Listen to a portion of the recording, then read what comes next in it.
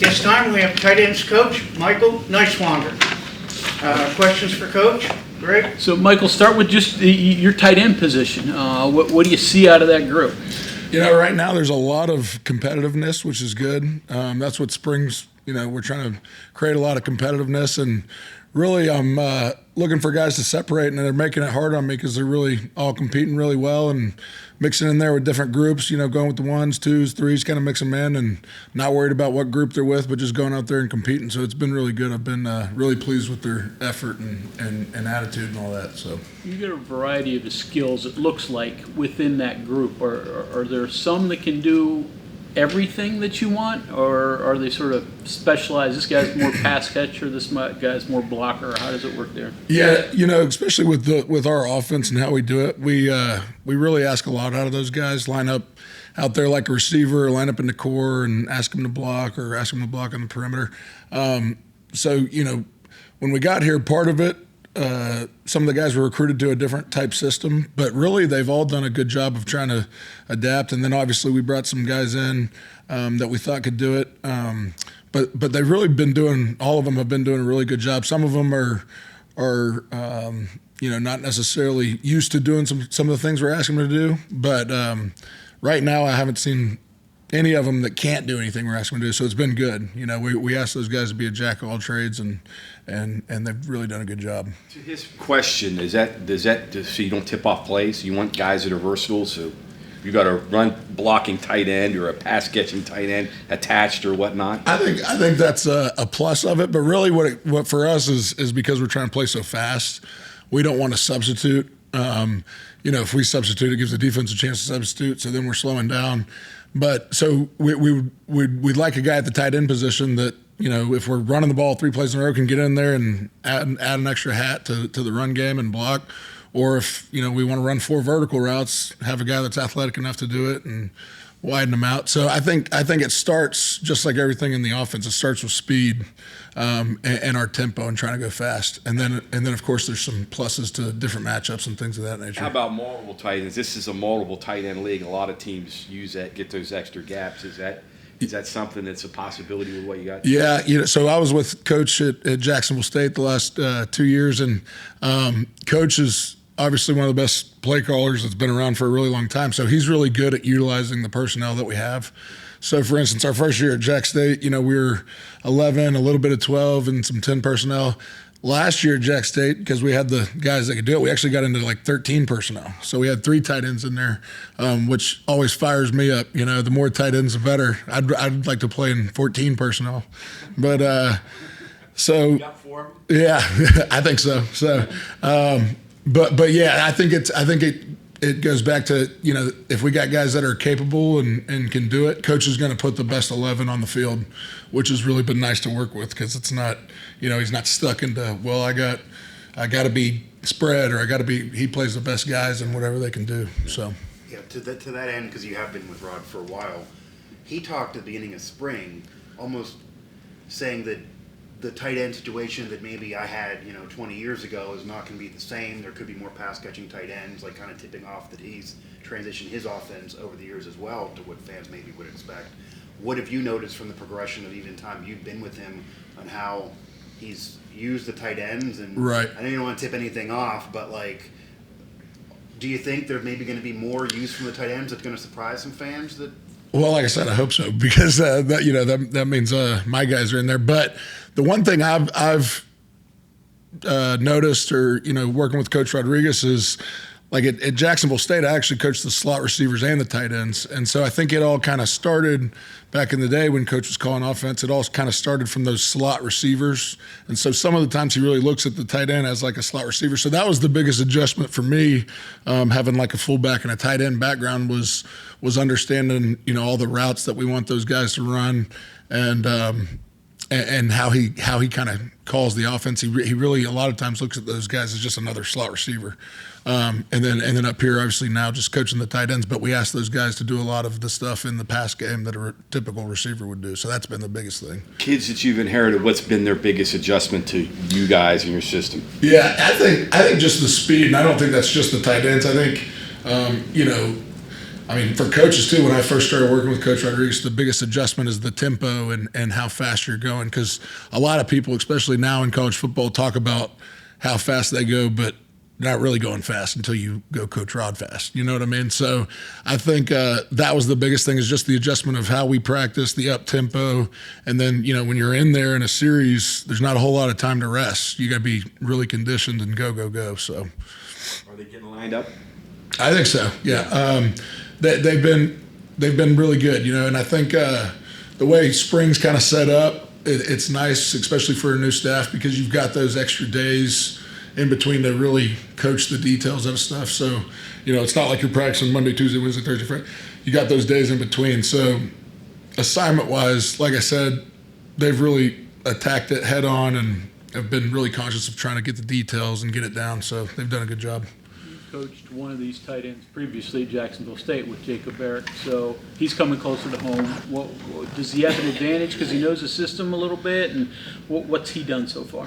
So JB, it's cool for him because he gets to come back home, like you said. I know this was like a childhood dream of his of playing at West Virginia, and now he's got that opportunity. But the one thing with him, and he knew this coming up here too, but he had to earn everything again. He's coming into a new group. There's new faces, and he wasn't competing against those guys that he was at Jack State. He's competing against a whole new crew. So he's, I've really been proud of how he's kind of transitioned up here, and didn't take anything for granted of, I know the system, or I'm coming with coach from Jack State. So he's really worked his tail off to try to compete for a job, and he's really been working hard. So. With recruiting, Rich has talked about, sending you guys to areas What are those areas? Yeah, so I'm funny enough, I actually was born in Pittsburgh, but I'm a southeastern guy. My dad's from Pittsburgh, but moved to Alabama before I was 1. So, and then played my college ball at Alabama, and have worked at Ole Miss and Jacksonville State and Sanford, which is all kind of in that Alabama, Mississippi, Florida region at FAU. So. This last cycle I was out, and I got to see the area of Ohio, which was really nice. There's a lot of really good players in Ohio, and but really kind of my home base is Alabama, Mississippi, Georgia, Florida, that kind of area. So hopefully looking forward to get back down there this next recruiting cycle. You got a good story on how you got hooked up with Rich, or is there? Yeah, it's funny because during the interview process at Jacksonville State, we went through the interview and all this stuff, and Dusty Rutledge, the chief of staff, was on the call, and the interview was kind of over, but Dusty said, Nice, what, you know anything about Coach other than this job or whatnot?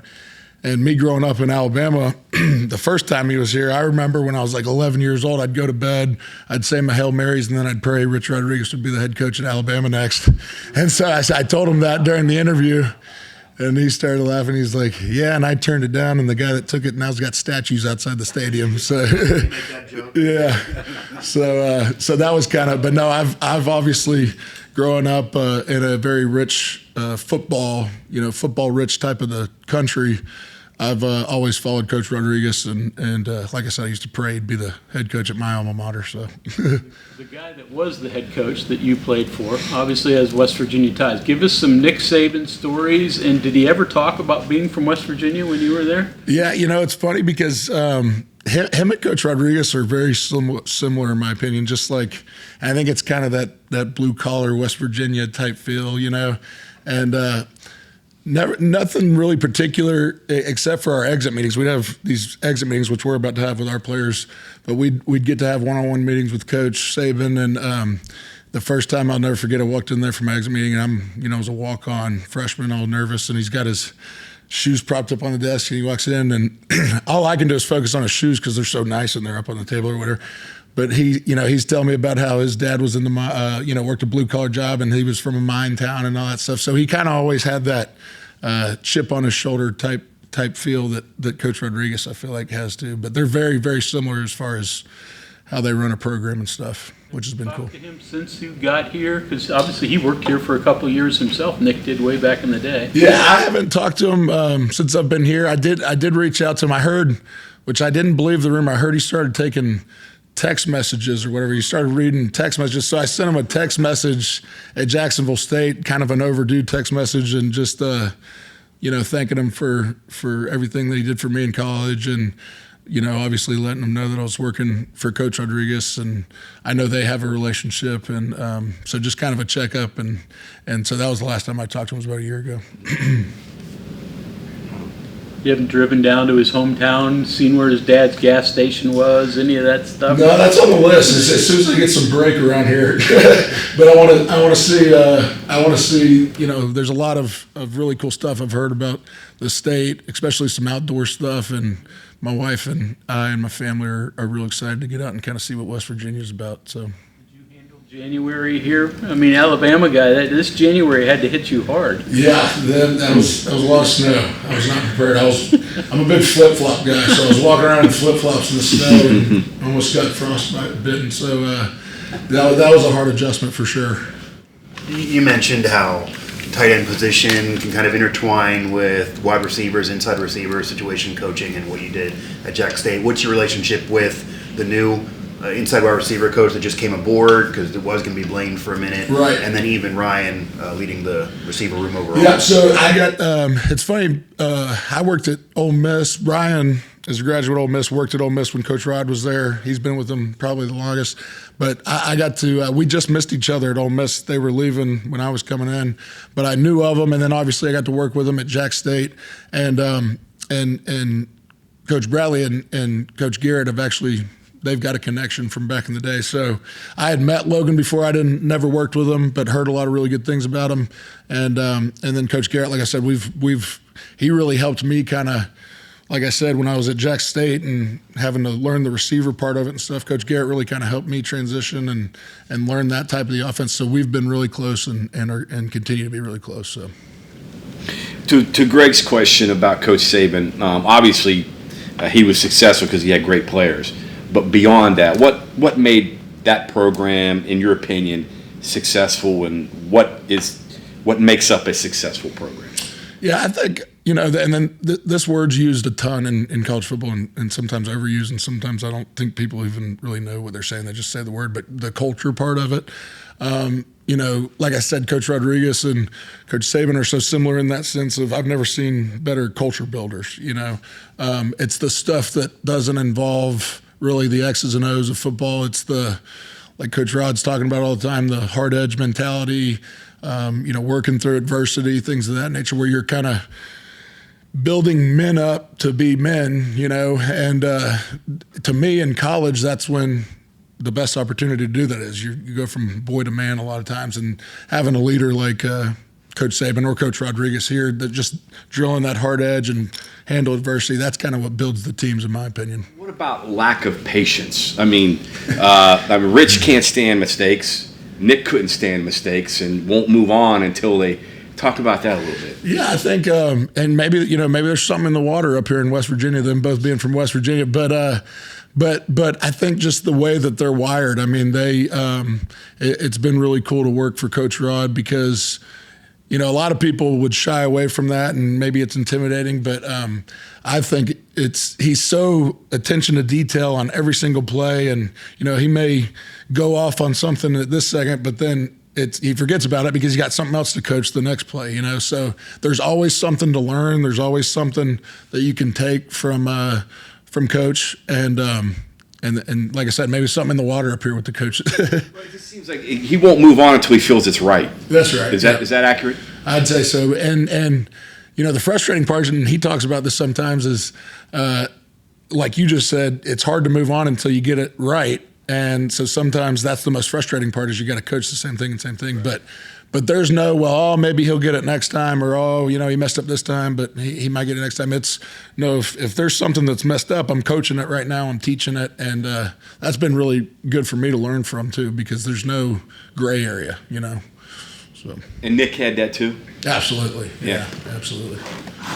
Tight ends also fullbacks in this offense? Yeah, it's funny because, like the meeting room's got, it says like tight end fullback room. And, in the last staff, I think they kind of utilize a fullback a little more, which I like because I played fullback. But it's funny, when I first got here and I saw the tight end fullback kind of thing outside the room, I asked Coach, I said, so is it tight ends, fullbacks?